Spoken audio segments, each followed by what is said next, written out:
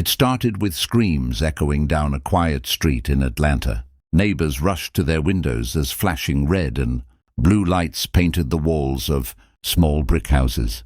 On the cracked sidewalk, a young black mother named Nia Johnson stood clutching her newborn baby. Her hospital wristband still hung from her arm. Sweat glistened on her face as the humid night wrapped around her like a suffocating blanket. "I didn't do anything," she pleaded, her voice trembling but firm. "My baby's only 6 days old." But the officers didn't seem to care. One of them, tall and tense, barked, "Get on the ground now!"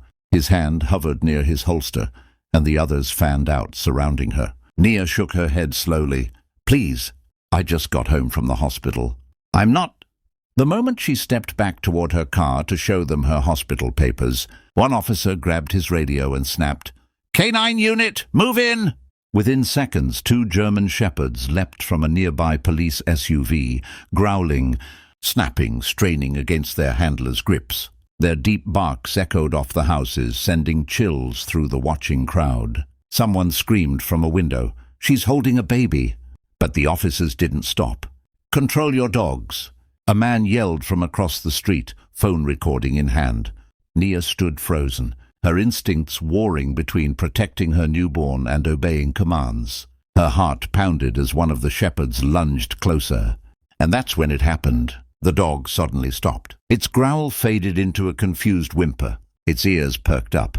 Then, slowly, it lowered itself to the ground. The handler yanked at the leash. "What the—" The second K9, instead of attacking, sat down beside the first, calm, alert, but unmoving. And that's when Nia whispered, almost to herself, "Bravo? Luna?" The crowd murmured. The lead dog tilted its head. A sound escaped it, a small, familiar whine. Nia took a careful step forward. "It's me," she said softly. "Sergeant Johnson, from the 42nd Military K9 Division."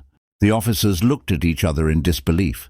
You're a handler," one of them asked, lowering his weapon slightly. "I trained those dogs," Nia said, tears pooling in her eyes. "They served overseas with me." The handler checked the dog's tags, and his face went pale. "She's right. These are Bravo and Luna. They were reassigned from the Army program. 6 months ago, the street went silent. The only sound was the soft panting of the 2 dogs now lying protectively in front of Nia and her baby, guarding, not attacking. One officer stammered, We didn't know." Nia's voice was steady now. "That's the problem," she said quietly. "You never asked." By the next morning, the footage was everywhere. A mother, her newborn, and 2 police dogs refusing to harm their former trainer. The city called it a miracle, but Nia called it something else, proof that even trained instincts can recognize who truly deserves protection. Before she was a mother, Nia Johnson had served 8 years in the U.S. Army as a military dog handler, one of the few women in her division. She had spent years in dusty bases overseas, training elite K9s to detect explosives, track insurgents, and guard fellow soldiers in life-or-death situations. Her dogs weren't just partners. They were family.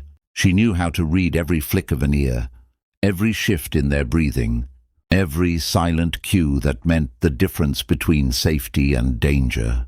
So when those 2 police dogs charged at her that night in Atlanta, their teeth bared, their leashes straining, Nia's instincts took over. She didn't scream. She didn't run. She didn't even blink. Instead, with her newborn tucked safely in one arm, she turned her body slightly sideways, a stance designed to appear non-threatening, yet in control. It was the same move she had taught countless young soldiers who'd never seen combat before. "Stay back," she commanded, her voice firm but even. The tone wasn't desperate. It was authoritative. It carried weight, the kind that came from years of commanding obedience under gunfire. The dogs froze mid-charge. Their claws scraped against the pavement as they halted, confused. Their growls faded into uncertain whines. Even the officers who had been shouting moments before fell silent. "What's going on?" one of them muttered, glancing nervously at the K9s. Nia took a slow breath, her eyes locked on the dogs. She could see their muscles twitching, their tails stiff with tension. But she also saw recognition, a flicker of memory buried deep inside their training. Switching to a lower register, Nia spoke a single command, one that wasn't part of the standard police vocabulary. It was a word she had used overseas, an old Army cue used to signal trained combat dogs to stand down completely. Both shepherds instantly sat down, their bodies still alert but calm. One even tilted its head, ears flicking as if trying to place her voice. The entire street went silent. Neighbors stared from behind curtains and camera phones. The flashing red and blue lights reflected off the wet asphalt like a stage spotlight. And in the middle of it all stood Nia, a mother in hospital clothes, holding her 6-day-old baby, commanding two of the most disciplined animals on earth with nothing but her voice. One officer lowered his weapon slowly. How did you do that?" he asked, stunned. Nia didn't answer right away. She shifted her baby higher on her chest, her gaze never leaving the dogs. "I trained dogs like these for 8 years," she said finally. "They're not monsters. They just need respect." The dogs stayed seated, watching her, calm, obedient, protective. For a long moment, nobody moved. Then the officer who had called the K9 unit spoke softly, almost apologetically. "We thought you were a suspect." Nia's voice softened, but her words cut deep. "I'm a mother," she said, "a veteran, and tonight I just wanted to go home."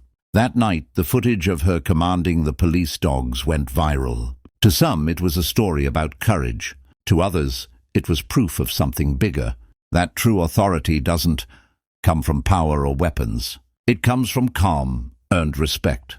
The lead officer stormed forward, his face red and tight with anger. The flashing police lights painted harsh shadows across his jaw as he shouted, "What did you just do?" Nia stood tall, her baby cradled securely in her arms. Her heartbeat thundered in her chest, but her voice remained calm, steady, commanding. "I told them to stop," she said simply. "They were about to attack an unarmed mother and her newborn." "You're out of control." The officer's jaw clenched. "You think you can give orders to my dogs?" A faint smirk flickered across Nia's face, not out of arrogance, but quiet confidence. "They're not yours," she said evenly. "They listen to authority, and clearly they don't recognize yours." The crowd watching from porches and sidewalks erupted in gasps and murmurs. Dozens of phones were raised, recording every second. From somewhere behind a car, a man called out, "She trained those dogs better than y'all trained your officers." Laughter and cheers rippled through the neighborhood. The officer's face flushed even deeper. He turned sharply toward the K9s and barked, "Bravo! Luna, attack!" But the dogs didn't budge. They didn't growl. They didn't even flinch. They sat perfectly still, eyes locked on Nia, as if waiting for her next command. Their obedience was silent but absolute, a quiet rebellion that spoke volumes. The officer's voice cracked as he shouted again, "That's an order!" Still nothing. Only the sound of the baby's soft whimper and the distant hum of sirens filled the air. Finally, one of the younger officers, clearly uneasy, stepped forward. "Sir," he said in a low voice, I think she's a handler." "Look at the dogs. They're following her tone, not yours." The senior officer turned on him sharply. "What are you talking about?" "She's military," the younger cop stammered. "Those commands, they're not police cues. They're Army K9 signals." The lead officer blinked, confusion briefly crossing his face. Then, glaring back at Nia, he demanded, "Who are you?" Nia adjusted her grip on her baby, the motion slow and deliberate. When she spoke, her voice carried authority, the kind that silences a room. "Sergeant Nia Johnson, U.S. Army, K9 Division, retired." The officer's expression faltered. The crowd hushed. Even the other cops lowered their weapons slightly, glancing at one another with growing unease. "And for the record," Nia continued, her voice cutting through the night air, "you just unleashed trained attack dogs on a veteran holding a 6-day-old infant.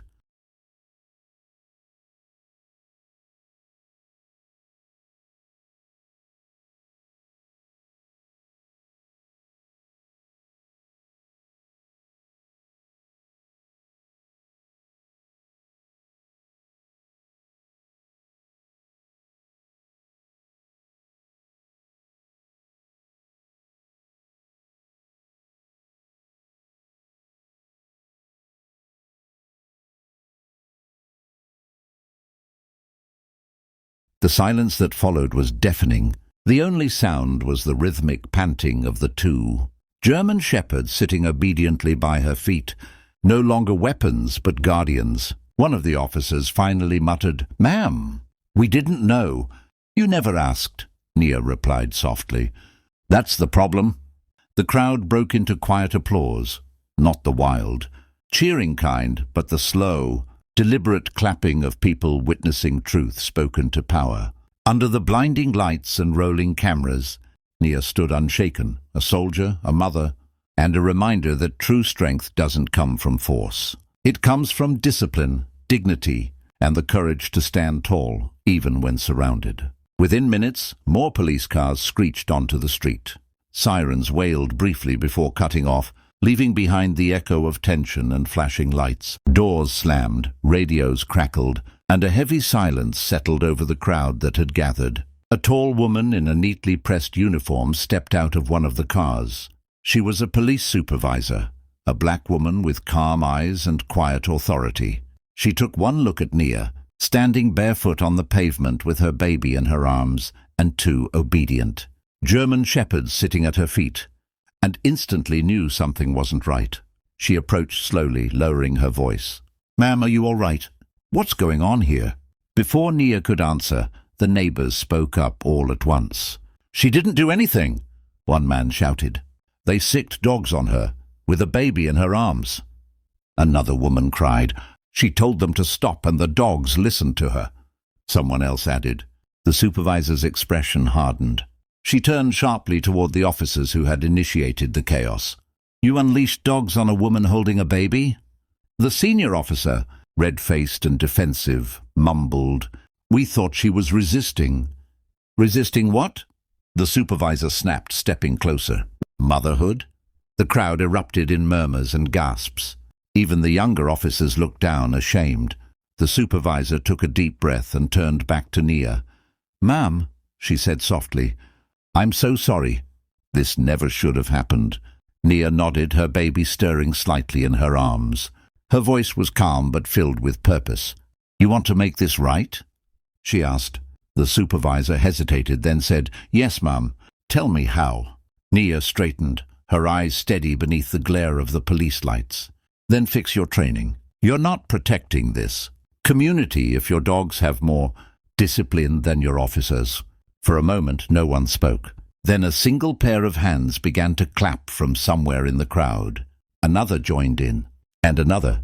Within seconds, the entire street was filled with applause, not out of mockery or anger, but pride. A cheer rose from the onlookers as Nia stood tall, her baby safe, her voice unshaken. The supervisor nodded slowly, visibly moved. "Message received, Sergeant," she said quietly. "We'll be reviewing this." That night, videos of the incident flooded the internet. Clips showed the moment Nia commanded the police dogs to stop, her calm defiance against armed officers, and the stunned silence that followed when the dogs obeyed. Social media exploded with hashtags like Sergeant Nia, the soldier who tamed the dogs, and a Black Mom Power. News outlets picked up the story, calling her a hero who turned fear into strength. One headline read, "The soldier who tamed the police dogs." Another, "Black Mom turns fear into power." By morning, Nia Johnson's name was everywhere, not as a victim, but as a symbol of courage, discipline, and unshakable grace under pressure. A few days later, the Atlanta Police Department held a press conference that the entire city and much of the country tuned in to watch. Cameras flashed, reporters filled the room, and tension hung thick in the air. The podium was flanked by two flags, one American, one state. It was supposed to be a routine statement, but everyone knew this moment would make history. The police chief, a stern man with grey at his temples, stepped forward. He cleared his throat, reading carefully from a prepared statement. After reviewing the footage and accounts from witnesses, he said, "The officers involved in last week's K9 deployment have been suspended pending investigation." A ripple of murmurs moved through the room. Cameras clicked faster. The chief continued, glancing toward the woman standing off to the side. "In addition," he said, "the department will be implementing new K9 training and de-escalation protocols developed under the guidance of Sergeant Nia Johnson, U.S. Army, retired. The room erupted in applause. Reporters turned their cameras toward Nia. She walked to the podium slowly, her newborn baby nestled in her arms, asleep beneath a soft blue blanket. The crowd fell silent. She adjusted the microphone and began to speak, her voice calm, steady and deliberate. "I didn't want to go viral," she said, a faint smile tugging at her lips. "I just wanted to go home." Her eyes swept across the room, past the flashing cameras, the officers in uniform, the civilians in the back who had come just to see her. But if this moment makes even one officer stop and think before they pull a trigger or unleash a dog, if it reminds them that the person in front of them is a human being, then maybe it was meant to happen. For a moment, she paused, looking down at the tiny bundle in her arms. The baby stirred, then sighed softly and drifted back to sleep. "I served this country for 8 years," Nia continued. "Not to harm, but to protect, to keep people safe, all people. That's what real strength looks like. Not fear, not force, but control." The words lingered in the air like a quiet sermon. The reporters stopped shouting. Even the officers standing in the back lowered their heads in respect. Then, slowly, the audience began to clap. It started with 1 or 2 people, then grew into a full standing ovation. A few officers in uniform wiped their eyes discreetly.